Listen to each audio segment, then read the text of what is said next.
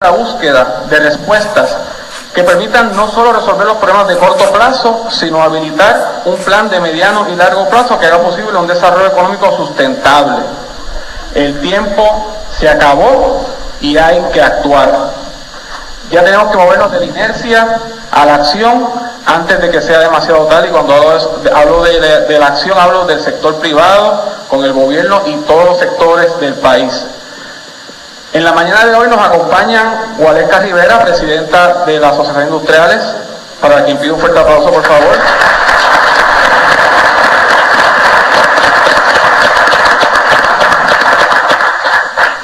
El señor José Rossi, pasado presidente de esta asociación y CEO de Aireco Construction Corporation.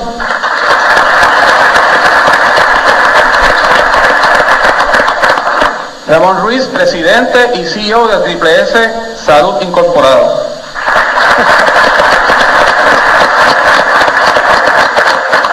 Víctor Domínguez, gerente general de Puma Energy Caribe LLC.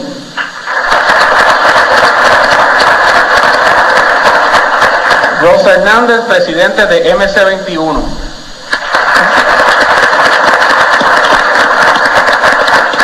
Y Sam Combriato, vicepresidente de finanzas de Sears Corporation. Nice to have you here, Mr. Combriato. Cada uno de estos líderes de los diversos sectores de la economía, y está diseñado así, es multisectorial, tendrá la oportunidad de realizar 3 preguntas al gobernador, que se dividirán en 3 rondas. Vamos a ser puntuales, con 5 minutos para que nos dé tiempo de poder cubrir todos los temas. La meta de hoy es salir con un plan económico, además de las tácticas que ya se están implementando de la asociación con el gobernador, para movernos obviamente a la reactivación de la economía. Esperemos que las respuestas del gobernador, producto de este diálogo, impulsen y agilicen la agenda de colaboración y acción que ya inició con la Asociación de Industriales desde el comienzo del 2013. Agradecemos el apoyo del Canal 6 y de Radio Isla, que están transmitiendo este evento en vivo y que nos están viendo miles de personas a través de toda la isla. Y ahora, sin más preámbulos, damos comienzo a este evento, invitando al señor gobernador a que se dirija a usted. Señor gobernador, puede subir.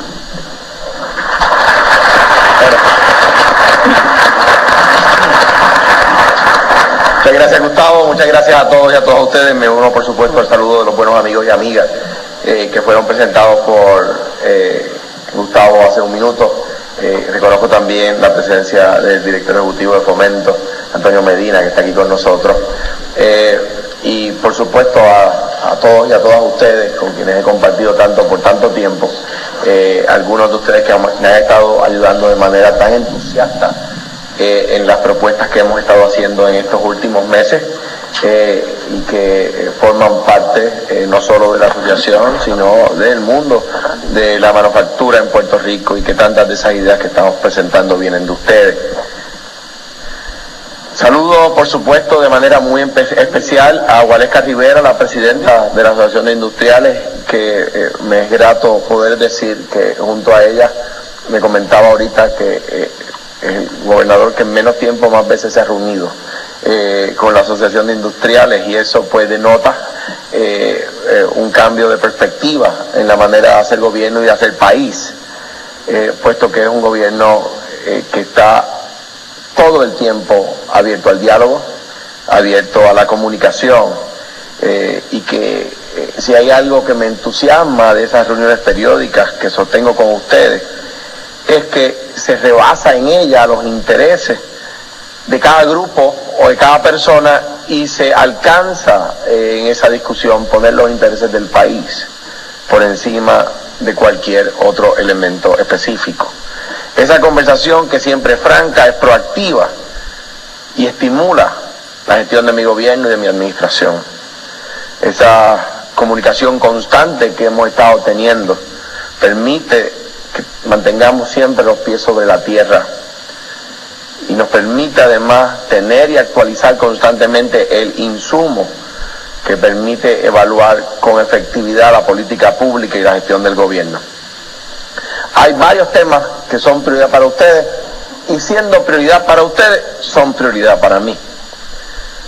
El asunto de la energía, por ejemplo. El costo energético y la capacidad del país de producir energía limpia, además de más económica. Como saben, se trata no solo de lograr una producción menos costosa, sino de una producción más eficiente, actualizando la infraestructura de producción energética del país, y es algo que hemos estado puntualizando en días recientes. La energía también tiene que ver con la manera en cómo gerenciamos la distribución, la facturación y la implantación de las reglamentaciones. Y es algo que el ingeniero Juan Alicea, director ejecutivo de la autoridad, ha tenido muy presente y empieza a dar resultados que puedo compartir con ustedes más adelante si quisieran. Además, podemos también conversar sobre el tema de los incentivos industriales y de las luchas conjuntas que tenemos que dar ante el Congreso y que ya estamos dando ante el Congreso. Recientemente firmamos un memorando de entendimiento con la Asociación de Industriales, la Asociación de Bancos y otras entidades interesadas por el desarrollo del país para llevar ese mensaje al Congreso de los Estados Unidos. Y si alguien piensa que en Puerto Rico hay debate sobre cuáles son las medidas fiscales que hay que implantar, lo exhorto a leer la prensa de los Estados Unidos y darse cuenta de lo que es un debate sobre medidas fiscales y lo que es tener diferencias con el presidente en ese caso. Las diferencias que podamos tener en Puerto Rico, los debates, los cambios de impresión que podamos tener en Puerto Rico entre el legislativo y el ejecutivo son más parte del quehacer cotidiano, de la evolución que es natural en un sistema de separación de poderes. En los Estados Unidos ahora pues se habla de temas que se han ido añadiendo al diccionario como nuevos conceptos, como el sequestration, por ejemplo, y son elementos que mantienen en vilo la economía de los Estados Unidos. Gracias a Dios por diferencias y trabajos en conjunto y discusiones que puedan surgir, la Cámara de Representantes de Puerto Rico no está dominada por el Tea Party, y en ese sentido le llevamos ventaja a los amigos del norte. Está el tema de la diversificación económica. Puerto Rico tiene que expandir, fortalecer, profundizar su base industrial. Tenemos que diversificar la fuente de creación de empleos en Puerto Rico. Lo comentaba con ustedes hace unos cuantos meses previo a las elecciones pasadas. Les decía que ya Puerto Rico había experimentado demasiadas veces con poner todos los huevos en una sola canasta. Y así pasó con el monocultivo, y luego pasó con los textiles, y luego con la industria de la petroquímica pesada, luego pasamos a la infraestructura electrónica, luego pasamos a la manufactura de ciencias vivas, a la biotecnología, a la farmacéutica. Pues tenemos que contar con todos ellos, tenemos que contar con la agricultura, tenemos que contar con la manufactura liviana, tenemos que contar con la ciencia viva, pero tenemos también que contar con el turismo, tenemos que diversificar nuestra oferta, y es lo que hemos estado haciendo en estos meses. Por otro lado, yo conozco que hay temas de gobernanza que son de preocupación para distintos grupos, como lo es en este caso la Asociación de Industriales. A menos de 5 meses de iniciar mi gobierno, yo tengo el firme convencimiento de que hemos avanzado en el establecimiento de una comunicación intersectorial que no existía antes, para que se discutan los temas fundamentales sobre el país.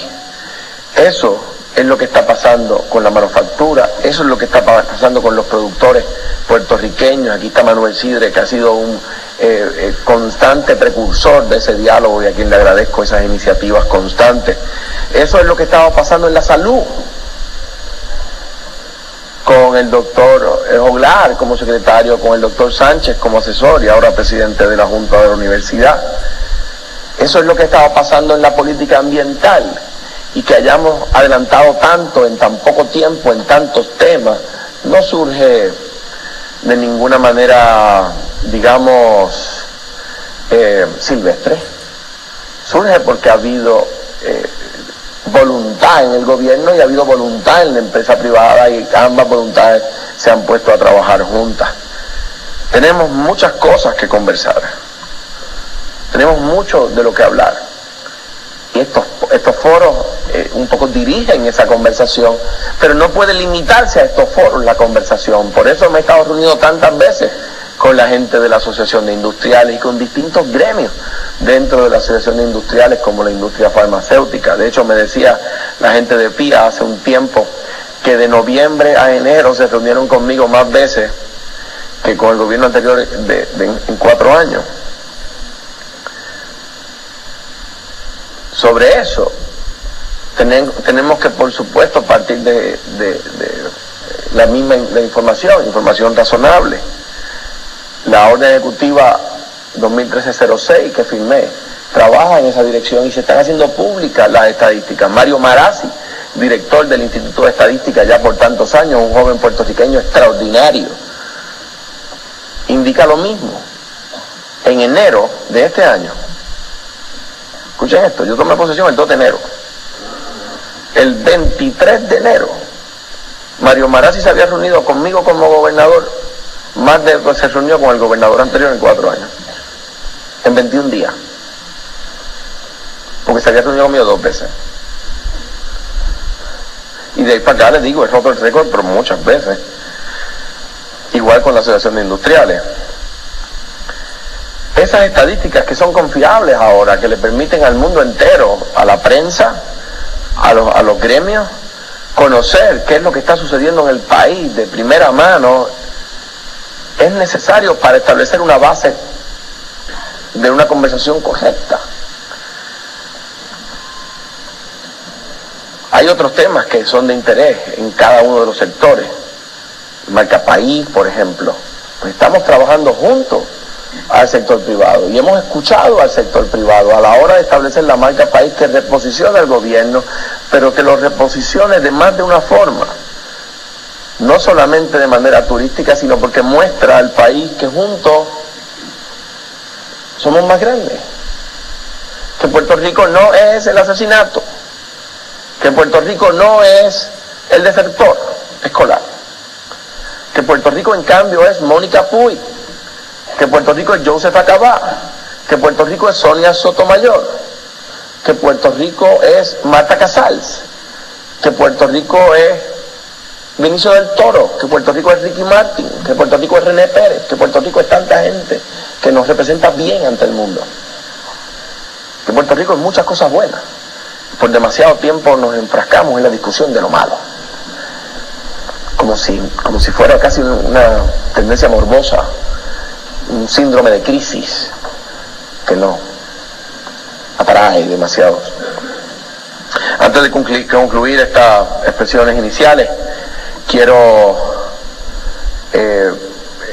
para dar otra muestra más de esa disposición a que el diálogo continúe, ese diálogo intenso que ha iniciado con los distintos sectores en un gobierno que se afana por ser gobierno de la gente, es decir, gobierno de todos.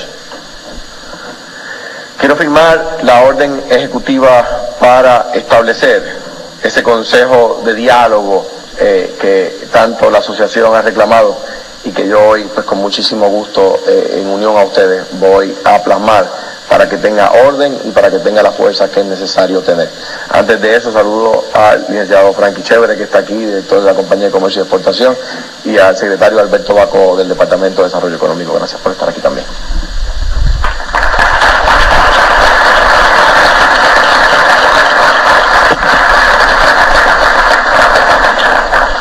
¿Cuál es que a petición suya? Le pedimos a petición suya, voy a firmar una orden que ella ha insistido desde enero en cada una de las 250 reuniones que hemos tenido desde entonces. La orden ejecutiva del gobernador del Estado Libre Asociado de Puerto Rico para crear el Consejo Asesor de la Industria de la Manufactura. Muchas gracias. Gracias a ustedes.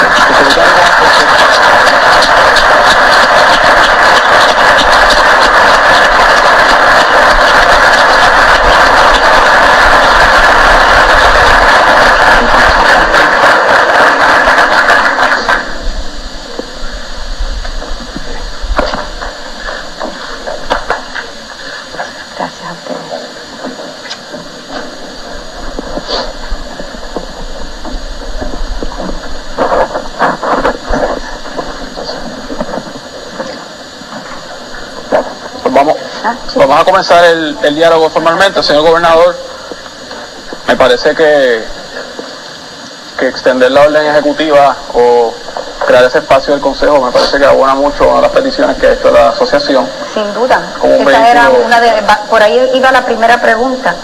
Superada la primera pregunta, tenemos más tiempo para la segunda.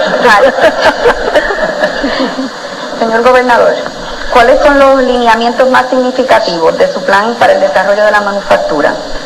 ¿Incluye su plan medidas específicas para el desarrollo de industria local, incluyendo alguna orden ejecutiva o algún plan en su ausencia de las compras del gobierno de productos hechos en Puerto Rico? La activación de consejos de manufactura, check, ya lo tenemos. La inclusión de las industrias en los incentivos de creación de nuevos empleos y la creación de compañías de inversión y de inversión de capital, entre otras. Sí, mira, y te agradezco mucho esa pregunta, Valesca.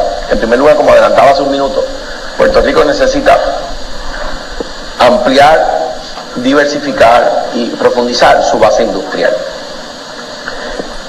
Ello, de entrada, tiene una premisa básica que faltaba en el gobierno, que es que Puerto Rico crea en su base industrial, crea que su base industrial es defendible, es desarrollable y que puede competir para ganar a la hora de enfrentarse a un mundo globalizado.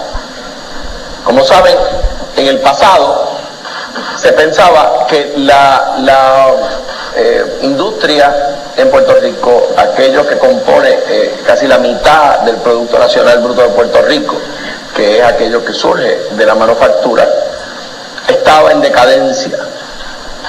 Y por eso recordarán que, distinto a como ha sucedido en mi gobierno, el tratamiento que se le daba a ustedes era el de aprobar medidas de viernes para sábado, sin diálogo, sin interacción, sin oportunidad a ustedes de proponer enmiendas. Y recordarán aquellos días trágicos que ustedes vivieron, donde un gobierno cerrado que no creía en ustedes. Nosotros hemos comenzado esos lineamientos y han comenzado a tener éxito. Recientemente anunciamos la creación de alrededor de 550 empleos en 2 plantas. 550 empleos en 2 plantas de medical devices. Eso ni ustedes ni yo lo veíamos, yo creo que desde que Tito Colorado estaba dirigiendo la Asociación de Industriales allá en los 80. La ampliación así de fábricas en lugar de su contracción. Algunas de esas líneas se las quitamos nada más y nada menos que a Irlanda. Adiós, pero aquellos no eran los que nos estaban venciendo. Pues yo les voy a decir cuál es mi manera de ver la competitividad del gobierno a la hora de luchar por los empleos. En la escuela nos decían, lo importante es competir. Para crear empleo, yo no estoy de acuerdo con esa premisa, lo importante es ganar.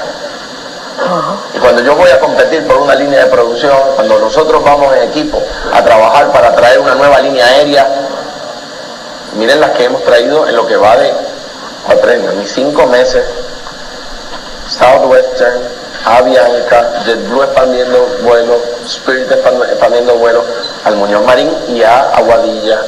Eso no sucede de manera como el hongo después de la lluvia, ¿saben? Eso hay que trabajarlo. Eso hay que trabajarlo. Pues nosotros estamos compitiendo allá afuera por ustedes. Eso incluye ampliar los incentivos que ustedes tienen. La ley de empleos ahora tiene que favorecerle también a la hora de crear empleos en la manufactura. Los créditos energéticos tienen que favorecerle a ustedes que crean esos empleos. En cuanto a, por ejemplo, la compra institucional, tiene que cumplirse la ley. Entonces, Waleska, todos los gobernadores firman una orden ejecutiva diciéndole a su gobierno que cumpla la ley.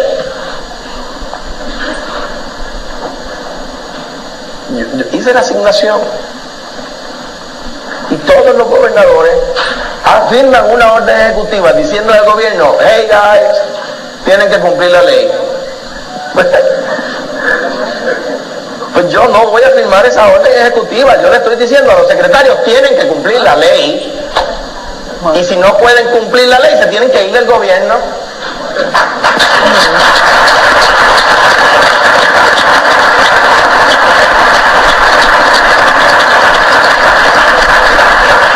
Déjenme darle un ejemplo. En estos días fuimos a anunciar la expansión de una fábrica Puerto Rico Industry for the Blind en Mayagüez. Es 5 empleados. Va a crear mínimo 50. Puerto Rico Industry for the Blind. Son personas ciegas o legalmente ciegas. Pues allí ellos me dijeron de la gran cantidad de productos que ellos pueden producir y que el gobierno le compra a empresas extranjeras, empresas que no están en Puerto Rico. WSKN 1320 San Juan, WKJB 710 Mayagüez, WDEP 1490 Ponce, WLEY 1080 Calley, WKFE 1550 Yauco. Mire, para que ustedes vean, Gustavo, para que ustedes vean lo que era engañarlos en el pasado. Cuando llegamos al gobierno, yo dije, ve acá, ¿cuántos productos puertorriqueños se están sirviendo en comedores escolares? Y era un poquito más de 20%. Y yo decía, pero es que el gobernador anterior decía que estaban por un número mucho más alto. Y entonces me explican los agricultores lo siguiente, no, mire, el gobernador decía que él le compraba a productores puertorriqueños, pero no decía que compraba productos puertorriqueños. Él iba donde productores puertorriqueños y les compraba productos importados. Que el productor, agricultor puertorriqueño se veía obligado a comprar producto extranjero para venderle al gobierno, y así el gobernador de entonces decía que compraba productores puertorriqueños, pero no compraba productos puertorriqueños. Pues mire, estaba en 20 y pico % en enero cuando llegué al poder. A mayo estaba en 47%, porque le dije a la secretaria de Agricultura que en agosto tenía que estar en 50% la bandeja de comedores con productos agrícolas del país. Con eso nada más se han creado más de 600 empleos directos en la agricultura. Y ahora anunciamos en estos días que no vamos a contabilizar el ingreso agrícola para los beneficios de la tarjeta del PAN. Es decir, que se acabó en Puerto Rico aquella ecuación que tenía que hacer quien quería salir de la dependencia, de que si me pongo a trabajar me quitan la tarjeta del PAN. No, se acabó eso.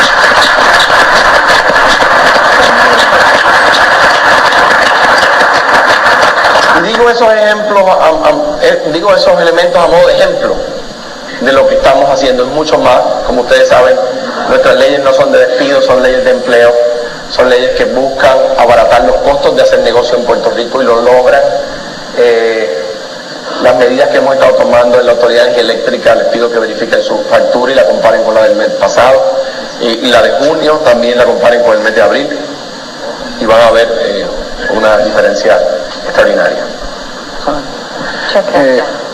Quiero reconocer ahora al señor Ramón Ruiz, que Corrijos, presidente y CEO de Triple S Management. Así que Ramón, procede con su pregunta. Buenos días, señor gobernador. Buenos días.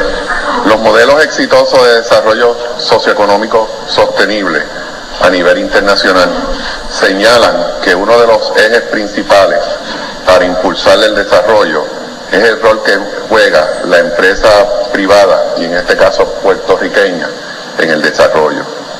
¿Cuál es la visión como gobernador del rol de la empresa privada para lograr ese desarrollo de una economía globalmente competitiva y sostenible localmente? ¿Y cómo usted y su gobierno va a ayudar a la empresa privada a lograr esos objetivos? Mire, totalmente cierto que todos los modelos exitosos parten de la premisa de una empresa privada robusta, de una empresa privada fuerte y en crecimiento. Lo que nosotros estamos es devolviéndole la credibilidad tanto al gobierno como a la empresa privada. En primer lugar, ustedes ahora tienen un gobierno que les cumple, que lo que les dice, lo que les promete, lo hace. Y eso es un proceso de aprendizaje mutuo. Yo lo aprendí en mi casa. Cuando mis hijos escuchan de mí la palabra compromiso o la palabra promesa, ellos pierden cuidado. Ellos saben que va a suceder. Si uno de mis hijos me dice, tú llegas hoy para la cena, y yo le digo, tienes mi compromiso de que voy a llegar a la cena, ellos saben que esa palabra no es una palabra liviana, que es una palabra muy, muy, muy pesada. Y que si papá dice, tienes mi compromiso o te lo prometo, va a suceder. Eso no hay cuestionamiento. Es distinto a lo que había pasado con ustedes. Entonces, yo les pido que evalúen 5 meses. Hace falta más, yo lo sé. Pero evalúen 5 meses. Miren, tomen por ejemplo la Universidad de Puerto Rico. Puerto Rico, para tener una empresa privada robusta, necesita tener una mano de obra robusta. Necesita tener los empleados diestros que nos hacen tener ventaja sobre cualquier lugar del mundo. Y el que no le crea, pregúntenle a la industria farmacéutica que está en Puerto Rico. Tenemos la mejor mano de obra del mundo. Irlanda no tiene mejor mano de obra que Puerto Rico. Singapur no tiene mejor mano de obra que Puerto Rico. Los Estados Unidos no tienen mejor mano de obra que Puerto Rico. Y si lo midiéramos por milla cuadrada, a mí no me gusta ni siquiera que ellos lo vayan a pensar, porque nos podrían declarar la guerra. Eso es un hecho cierto. Pues necesitamos una universidad que sea para los puertorriqueños una inversión. Bueno, pues hemos estado cumpliendo con la universidad. Y así en cada uno de los elementos que nos comprometimos. La ley de empleo ahora es la ley 1 del 2013. Fue la primera ley que firmé. Además de eso, como gobernador, yo creo en las ventajas competitivas que Puerto Rico tiene que ofrecer. Y no son para mí un elemento antagónico con la realidad política puertorriqueña. El problema ha sido que hay quienes ven en las ventajas competitivas que tiene Puerto Rico un elemento antagónico con sus ideales políticos y ponen a chocar, que es lo más triste, el ideal político a la ventaja competitiva.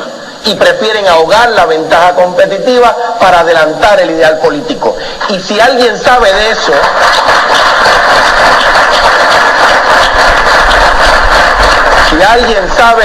es la Asociación de Industriales. Si yo necesitara un testigo para probar ese caso, citaría a la Asociación de Industriales, que tuvo que dar la pelea para que no se eliminara la aplicación de la sección 936 a Puerto Rico. Y les pido que recuerden,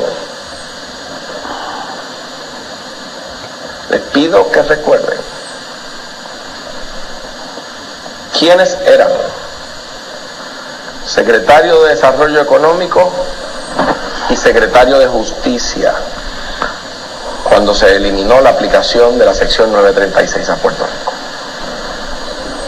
Les pido que recuerden.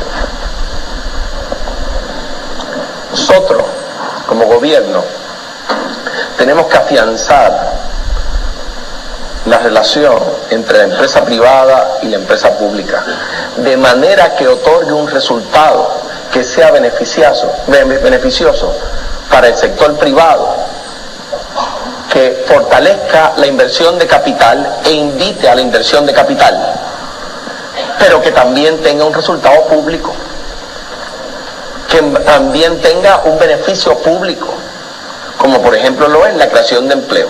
Eso que hemos estado haciendo, que ha estado haciendo Alberto Bacó, que ha estado haciendo Antonio Medina, que ha estado haciendo Frankie Chévere, que ha estado haciendo Ingrid Rivera, que han estado en la calle, en Puerto Rico y en cualquier lugar del mundo, promocionando las ventajas competitivas de Puerto Rico, dando los edificios de fomento a $1 a la industria puertorriqueña para que produzca más, reduciendo los costos energéticos.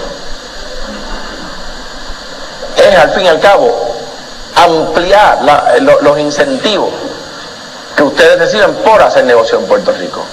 Cumplimiento de la ley no es opcional. En demasiadas ocasiones lo ha sido para el gobierno.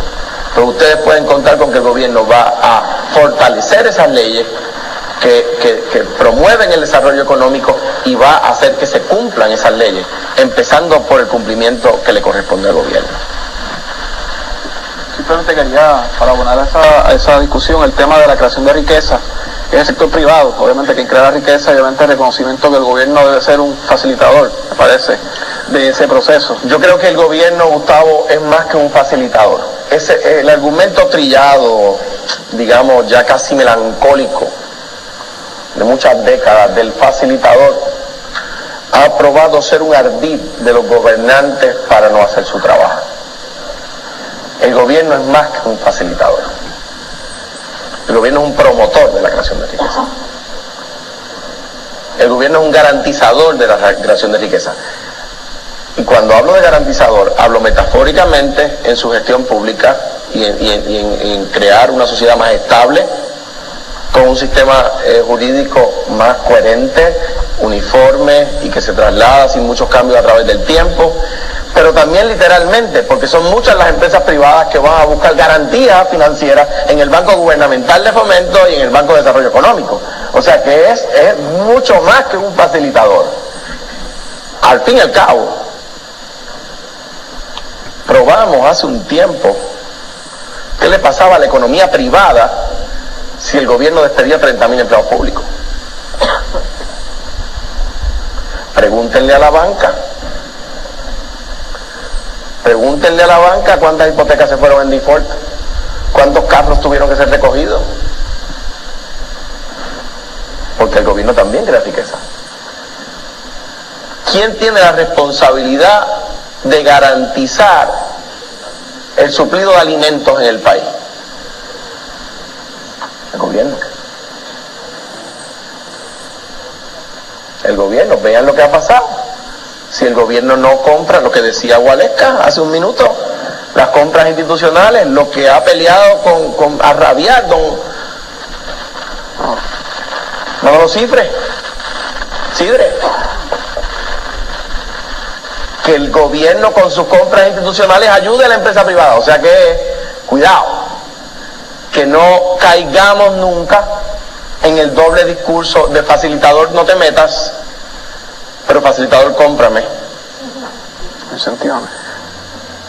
Facilitador no te metas, facilitador dame incentivos. Facilitador no te metas, facilitador dame préstamos. Oye, Alejandro, es que el banco no está prestando. Ah, es que me habías dicho que era un facilitador. No, es un hacedor. Claro. Tiene que procurar que cada vez se expanda la base industrial, la creación de riqueza en el sector privado, para que luego se pueda mover a otro sector y procurar la expansión de ese otro sector.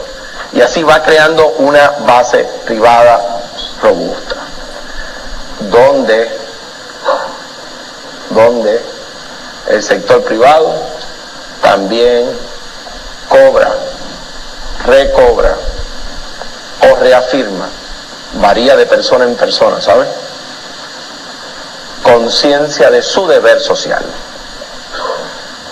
No es correcto afirmar que el sector privado está ausente de su conciencia de deber social, pero tampoco es correcto afirmar que está consciente de su función y deber social, porque varía de empresario en empresario. Y ustedes los conocen mejor que yo. Excelente. Es un tema que obviamente va directo a la competitividad, que es el tema energético, así que le voy a pedir al señor Domínguez que tome la palabra. Señor gobernador, Encantado, nuevamente.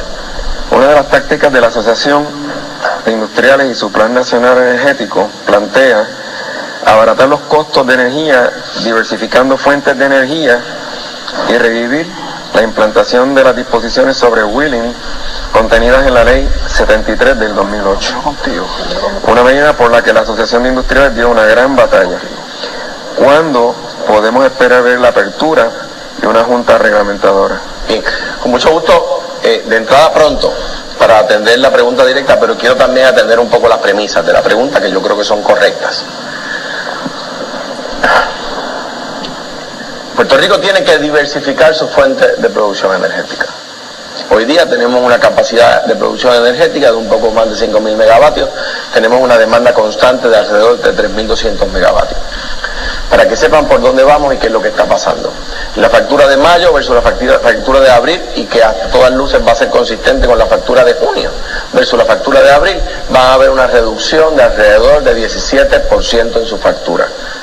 Mi promesa de campaña era 20% en el 2015, finales de 2014 a principios de 2015.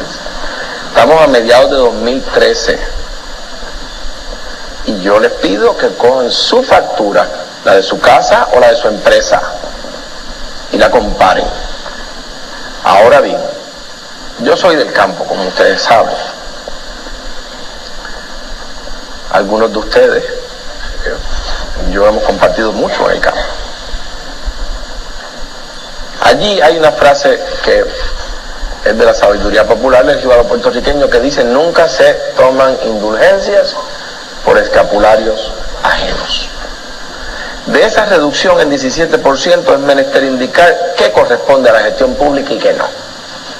Porque no quiero que ustedes vayan a pensar que yo me estoy apropiando de indulgencias que no me corresponden.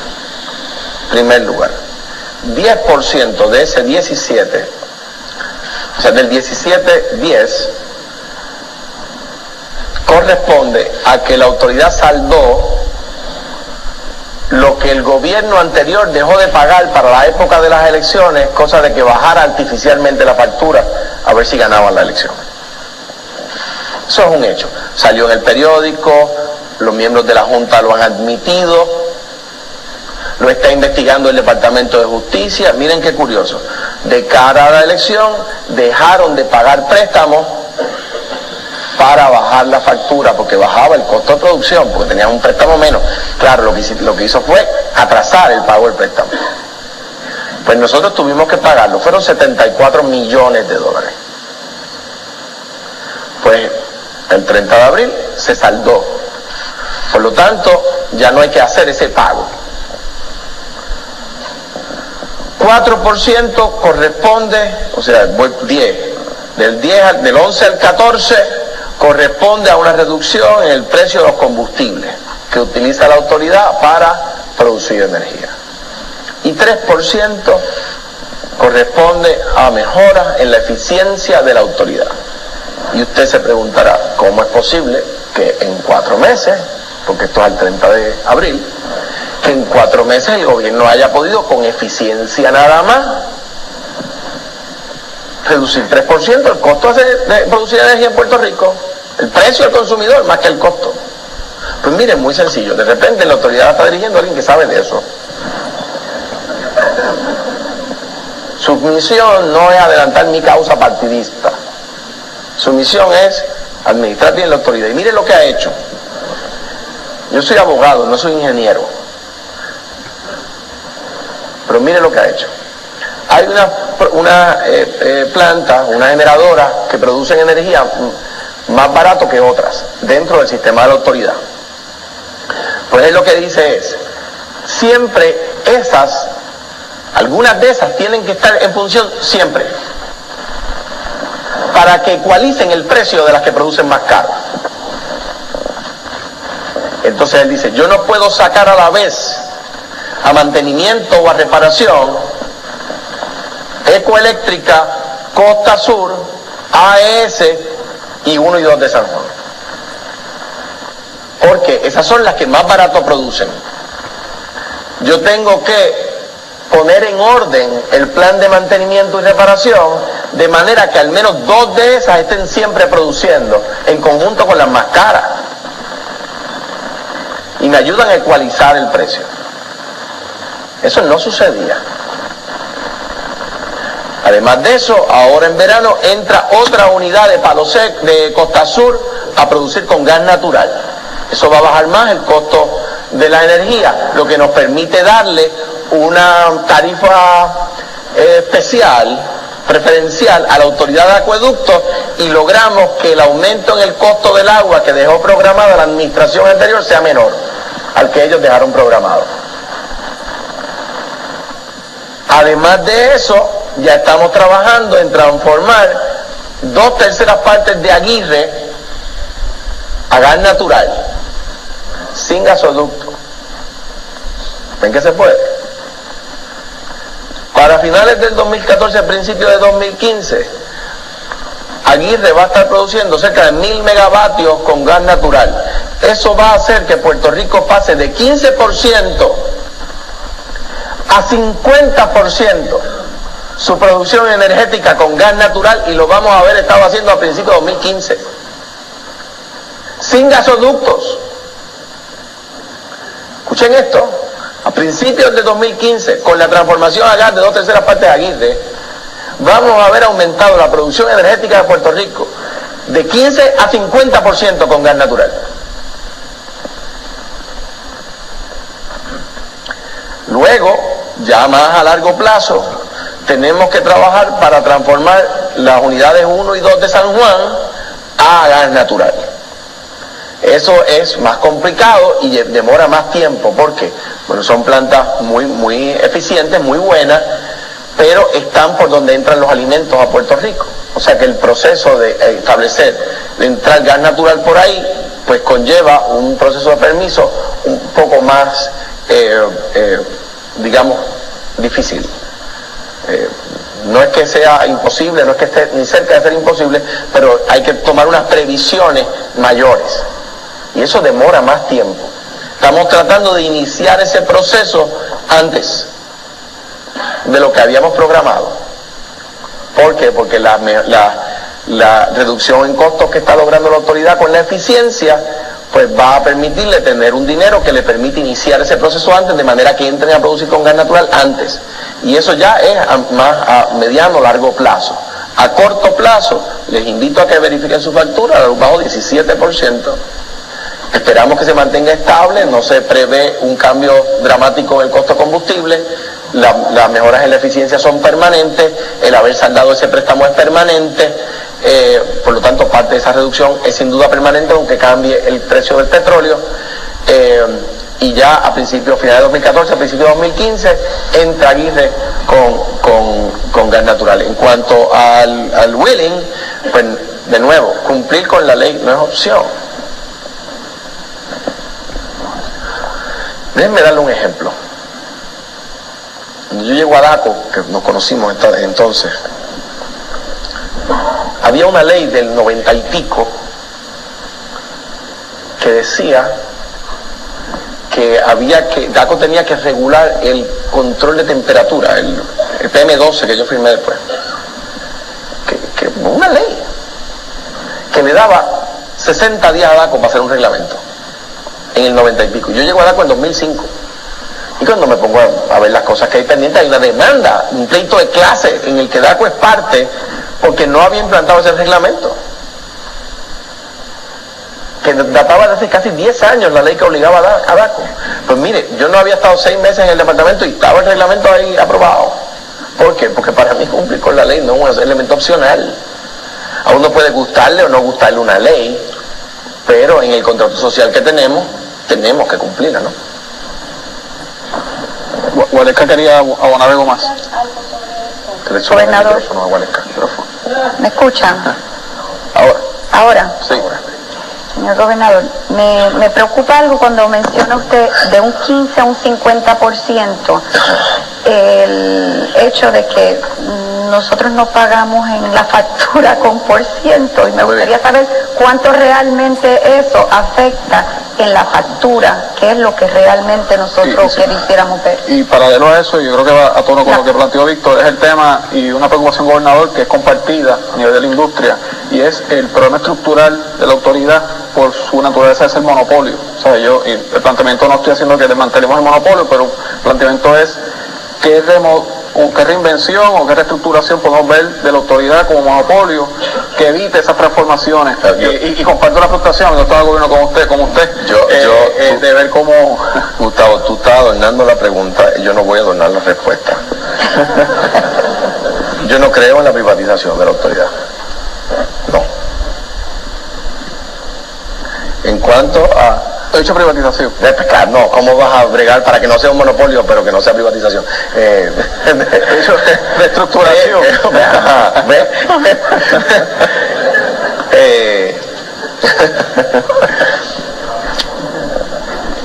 Digo, y de hecho, es menester indicar, la distribución tiene un monopolio y la producción no tiene un monopolio. O sea, 30% de la producción de energía eléctrica hoy en Puerto Rico es privada. Cuidado entonces con repetir lo que se ha dicho por muchos años que no es correcto. AES produce con carbón, es una empresa privada, está en Guayama y produce 15% de la energía del país. Ecoeléctrica produce con gas, en Guayanilla, depende a quién le pregunte, el alcalde de Peñuelas dice que parte está en Peñuelas. 15% de la producción energética del país. O sea que 30% está en manos privadas. La transmisión y la distribución es 100% pública. Déjenme decirle además algo. Además de que no creo en la privatización, pero si creyera, nadie quiere privatizar la transmisión y la distribución porque nadie en la empresa privada quiere hacerse cargo de la transmisión y la distribución porque es el lado que no deja. Pero hablamos de cogeneración. La generación, la autoridad puede eficienciarse. Miren, Costa Sur se está transformando en gas natural, como les decía hace un momento. Ahora entra otra unidad de Costa Sur a producir con gas natural y produce a unos niveles muy bajos en términos de costo. Y Ecoeléctrica igual va a hacer. O sea que lo que estamos haciendo es logrando una corporación pública eficiente. ¿Qué es lo que queremos? Yo estoy seguro que nadie parte de la premisa de la privatización por sí, sino sería procurando una mejor eficiencia. Por lo tanto, si la empresa pública pudiera ser eficiente, entonces logramos el mismo resultado. ¿Qué es lo que se está logrando? Para atender la pregunta de Gualesca, sin contar el 17% actual, nuestra promesa de campaña era, final de 2014, principio de 2015, 20% de la reducción del precio, mínimo 20%, versus diciembre del 2012. O sea porque era cuando hacíamos el compromiso, ¿verdad? Estábamos en la campaña y decíamos, versus el de este año, 20% menos a mediados del cuatrenio, y con esas cosas que les dije que quizás podremos empezar antes, aunque son a más largo plazo, lograr otro 20% en el próximo cuatrenio. Pero de nuevo, yo así lo digo porque es la verdad y así está en el plan de gobierno. 20% mínimo para este cuatrenio, 20% el próximo, eso partiendo de la premisa del precio del año pasado, que era cuando hicimos el compromiso con el país. Eso quiere decir una reducción mínima de 28 a 22 el kilovatio hora para el primer tramo, sin contar elementos adicionales como los que le he dicho que pueden lograr que baje aún más. Sam, you have a question now. Honor to meet you and participate on such a worthwhile panel. The island is working to transform its economy by participating in new sectors, while simultaneously reviving its contracting manufacturing segment. Can you discuss some of the key programs in place or being considered that are fueling that transformation? I have to agree with the premises of your question, but now I will continue in Spanish, and you know the reason.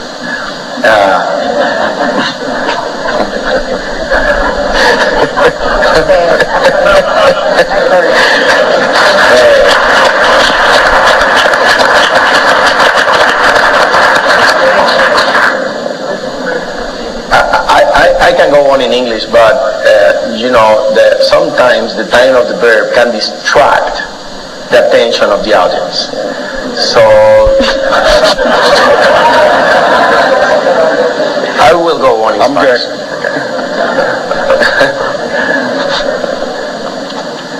Nosotros ciertamente estamos buscando levantar la economía del país al mismo tiempo que logramos fortalecer la empresa privada. Debo estar de acuerdo con la premisa de su pregunta. Para darle algunos ejemplos de esas cosas que estamos haciendo, pues miren, como saben, la crisis, esto es algo que yo sé que es un tema árido, pero es menester entenderlo y discutirlo como es para poder tomar decisiones correctas, ¿verdad? Hablábamos ahorita de partir de una base cierta, hablábamos de estadísticas ahorita, ¿verdad? Pero vamos a hablar de hechos correctos en cuanto a cuál es la necesidad de la reactivación económica, puesto que tiene que partir de la premisa del problema económico y fiscal, que son dos problemas distintos. Miren, lo cierto es que la recesión en Puerto Rico no se debió tanto a un problema de consumo como a un problema de inversión, particularmente inversión en la construcción. Eso es un hecho cierto. De hecho, algunos economistas plantean que Puerto Rico puede estar entrando en un proceso de deflexión. O sea que no hay un problema de consumo. O digamos, no se debe tanto a un problema de consumo. Pues nosotros tenemos que lograr tener el dinero para invertir. Y ahí de nuevo tomo la premisa de Gustavo hace unos minutos. El gobierno es facilitador pero también hacedor. El Hoover Dam, cuando Roosevelt construyó el Hoover Dam, no era necesario el Hoover Dam.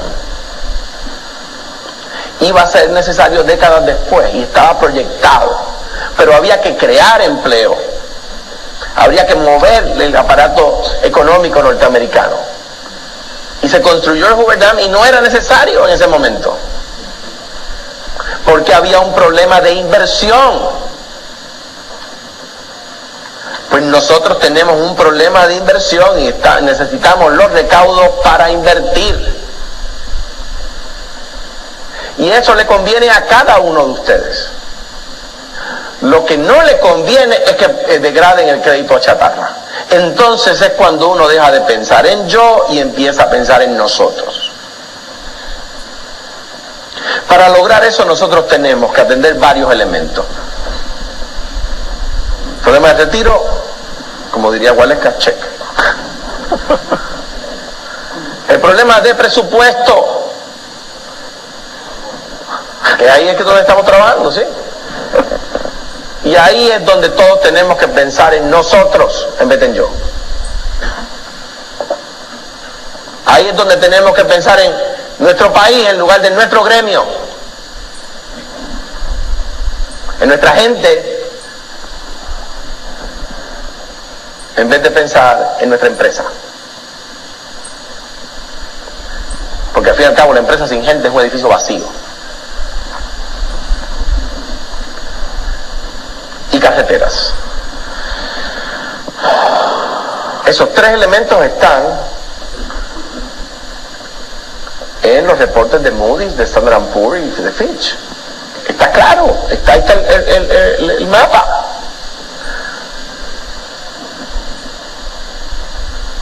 Y por eso estamos atendiendo esos problemas y los estamos atendiendo rápido y los estamos atendiendo más rápido de lo que hizo cualquier gobierno antes. Y yo felicito, no voy a decir los nombres en esta ocasión porque ninguno me ha autorizado, aquellos de ustedes que me han dicho, ¿sabes qué? Es verdad, mi empresa tiene que aportar más y está dispuesta. Cuando dicen que este tipo va para adelante con esas ideas, sí, porque yo sé, y algunos de ustedes, y le agradezco que me han servido de lumbrera en el camino me han dicho, ¿sabes qué? Tienes razón, aporto menos de lo que debería aportar en esta situación.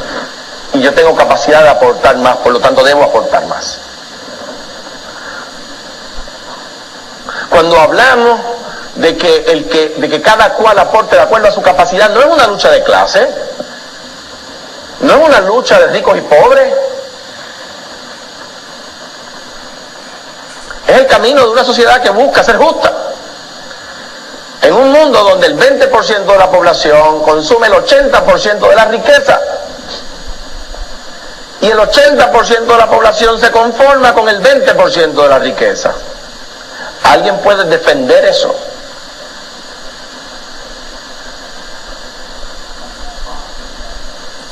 Y yo sé que la Asociación de Industriales es de esas empresas serias, esas asociaciones serias, de gente seria, que siempre ha defendido su aportación a la creación de riqueza para la gente, para que la gente tenga trabajo, para que haya empleo y para que cada cual aporte de acuerdo a sus capacidades. Al mismo tiempo, cuando tenemos esa capacidad de acción, las empresas suyas se benefician. ¿Por qué? Porque sus productos van a tener más clientes, porque hay más empleo. De hecho, no sé si saben que tenemos actualmente el desempleo más bajo desde el 2008. Lleva 4 meses corrido en picada el desempleo. De 15.2 cuando yo llegué a 13.7 el último número. 1.5% de reducción en el desempleo. En picada. Eso es bueno para ustedes. Las empresas que no están en San Juan, que están de Atillo hacia el oeste, necesitan que hagamos la autopista de Atillo hasta Guadilla. Necesitan que desarrollemos el aeropuerto de Reini para carga. Ella aplaude con eso. Y la economía necesita que hagamos esa autopista, necesita que hagamos la represa del Valenciano.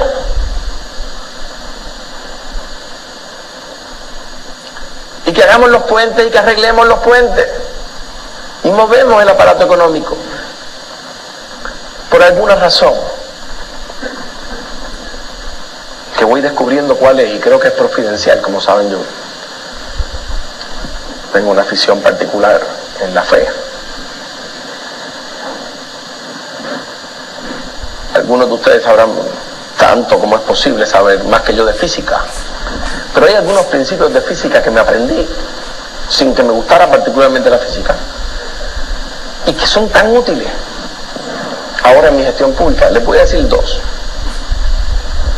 La definición de trabajo. La definición de trabajo en física es fuerza por distancia. Eso quiere decir que por más fuerza que hagamos, por más empeño que le pongamos a una idea, si no logramos adelantarla, habrá habido fuerza, pero no hubo trabajo. Por lo tanto, tenemos que adelantar las ideas. Tenemos que implementarlas y hacerlas evolucionar. Tenemos que lograr que echen raíces y que den fruto. Y entonces, hubo trabajo. Pero número 2, quizás más importante para atender su pregunta, es aquella premisa que establece lo siguiente. Un cuerpo inerte tiende a permanecer inerte. Y un cuerpo en movimiento tiende a permanecer en movimiento. El 2 de enero, el gobierno era un cuerpo inerte. Por demasiado tiempo había sido un cuerpo inerte. Y los cuerpos inertes tienden a permanecer inertes. Pues nosotros lo que estamos procurando es que se convierta en un cuerpo en movimiento, para que tienda a permanecer en movimiento. Pero para que el gobierno tenga movimiento necesita que se ejerza sobre él trabajo. ¿Y cuánto nosotros logremos mover la rueda de la economía? ¿A cuántas subastas se inviten a las empresas de construcción y se otorguen y se inicien?